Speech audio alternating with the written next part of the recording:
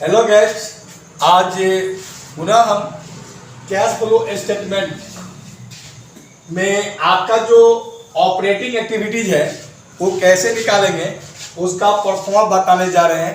वो परफॉर्मा को सही ढंग से समझेंगे तो आपको कैश फ्लो स्टेटमेंट आसानी से निकल जाएगा। जो ऑपरेटिंग एक्टिविटीज है वो आराम से आप क्या कर सकते हैं, निकाल सकते हैं। आइए देखिए, सबसे पहले आप करेंगे क्या चीज कि हेडलाइन बनाएंगे। हेडलाइन में आप लिखेंगे calculation of net cash flow from operating activities. ठीक, ये हेडलाइन में हो गया। उसके बाद आप फॉर्मेट बनाएंगे, परफॉर्मा बनाएंगे, पार्टिकुलर्स आरएस और आरएस का। तो सबसे पहले आपका क्या काम है कि net profit during the year, net profit लिखना है। इसमें आपको नेट प्रॉफिट लिखना है। उसके बाद net loss during the year इसी में लिखना है, लेकिन इसको कोस्ट करके लिखना है। इसका मतलब कोस्ट बता रहा है बैलेंस का चीज। उसके बाद ऐड में transfer to general reserves and reserve आपको ट्रांसफर करना है जनरल रिजर्व में। जनरल में कौन कौन की जो ट्रांसफर करना है, जैसे प्रपोज डिविडेंड है तो प्रपोज डिविडेंड आपको इसमें आपको लिखना है। उसका डिविडेंड पेड है, इसमें आपको लिखना है। इंटरिम डिविडेंड है, इसमें आपको क्या करना लिखना है। प्रोविजन फॉर टैक्स है, इसमें आपको क्या करना है, लिखना है। ये लिखने के बाद आप चाहेंगे तो इस आइटम को आप इसके बाहर कर सकते हैं। यहाँ जोड़ करके आप क्या कर सकते हैं, लिख सकते हैं। आप इस जोड़ करके आप इसमें जो प्रॉफिट होगा या लॉस होगा तो यह प्रॉफिट होगा तो दोनों जोड़ करके यहाँ लिख देंगे। और नहीं लॉस होगा तो इसमें से इसको घटा करके यहाँ आप क्या कर सकते हैं, लिख सकते हैं, कोई प्रॉब्लम नहीं है।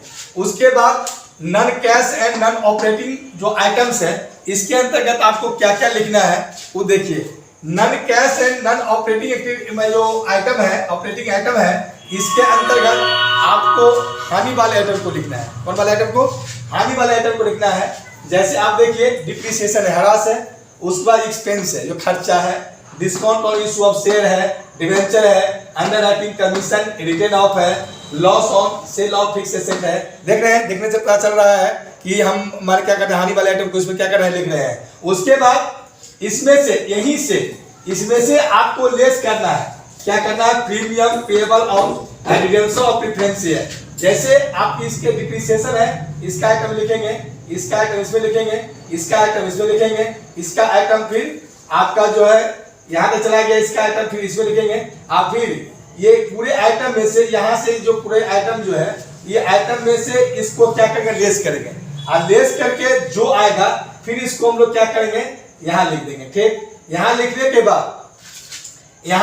बाद जो भी आइटम आएगा फिर इस आइटम में से आपको क्या करके जोड़ या घटा करके यहाँ आपको क्या करना है, लिख देना है। ठीक, उसके बाद आपको क्या काम करना है, सो ध्यान दीजिए।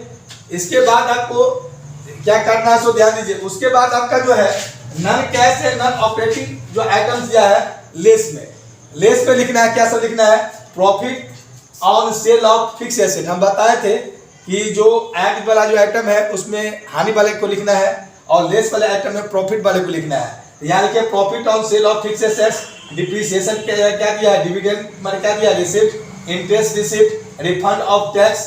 ठीक है, ये सब आपको लिखना है। ये सब आपको इसमें चला गया, इसमें आप लिख सकते हैं, जहां जहां है इसको लिख सकते हैं, फिर इसमें इसको लिख सकते हैं, इंटरेस्ट ड्यू इसको लिख सकते हैं, ये आपको इसमें लिख सकते हैं। आप जो है एक काम कर सकते हैं कि जो भी आपका लेस का आइटम आ गया, मान लिया जाए ये पूरे लेस का आइटम है, पूरे लेस के आइटम को आप यहाँ जोड़ करके इसमें लिख देंगे। फिर ये माइनस में आ गया, सपोज दैट अब इसमें से इसको घटा करके तब यहाँ क्या करेंगे, लिख देंगे। समझ रहे बात को ना, मतलब इसमें से घटा करके यहाँ लिख देंगे। ठीक, ये जो यहाँ निकला इसका नाम हो जाएगा क्या चीज, operating profit before working capital change है। क्या नाम होगा, ये जितना निकला इसका नाम हो जाएगा, ये जो जितना निकला है ना इसका नाम हो जाएगा ऑपरेटिंग प्रॉफिट बिफोर, यहाँ लिख दिया operating profit before working capital क्या हुआ, चेंजेस ये हो गया। ठीक, उसके बाद आपको क्या करना है कि इसको बनाने के लिए मैंने ऐड में दो आइटम को लिखना है। ऐड में दो आइटम को, जैसे डिक्रीज इन करंट एसेट्स और इंक्रीज इन करंट लायबिलिटी। यहाँ लिखा गया decrease in current asset, increase in क्या लिखा है, करंट लायबिलिटी। और लेस पे दो आइटम को लिखना है, इंक्रीज इन करंट एसेट्स और डिक्रीज इन क्या लिखना है, करंट लायबिलिटी। दो ठो आपको ऐड में लिखना है। और 2 तो लेस में लिखना है। इसी दोनों का ऊपर का उल्टा लिखना है। जैसे decrease in current asset increase in current liability है ना, उसी डिक्रीज का लेस में लिखना है इंक्रीज इन करंट एसेट्स, और वही इंक्रीज इन करंट लायबिलिटी का उल्टा डिक्रीज इन क्या हो जाए करंट लायबिलिटी। ठीक है, अब ये दोनों को माने इस आइटम को मान लिया जाए ये दोनों आइटम है, इस आइटम को यहाँ, इस आइटम को यहाँ, ये दोनों को आप जोड़ लीजिएगा। ठीक है, यहाँ ले दीजिएगा, फिर इसको यहाँ, इसको यहाँ, अब इसमें से जितना होगा घटा दीजिएगा, घटा कर क्या कीजिएगा यहाँ ले दीजिएगा। समझ बात को ना। अब इसमें अब ध्यान देना होगा कि यहाँ प्लस में आता है कि माइनस में आता है। ठीक, अगर प्लस में आएगा तो दोनों को जोड़ दीजिएगा। ये जोड़ करके यहाँ का माने कंडीशन है, क्या कंडीशन है इसको ध्यान से देखिए। यहाँ कंडीशन है क्या कि अगर इनकम टैक्स रहेगा, अगर क्या रहेगा इनकम टैक्स रहेगा, तो आपका लेस यहाँ होगा, लेस करके जो भी आएगा वो निकलेगा माने net cash flow from operating activities. क्या निकलेगा? Net cash flow from operating activities. अगर मान लिया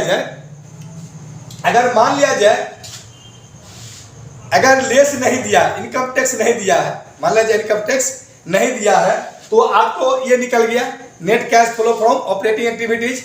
अगर इनकम टैक्स दे दिया रहेगा तो यहाँ कैश जनरेट करेगा।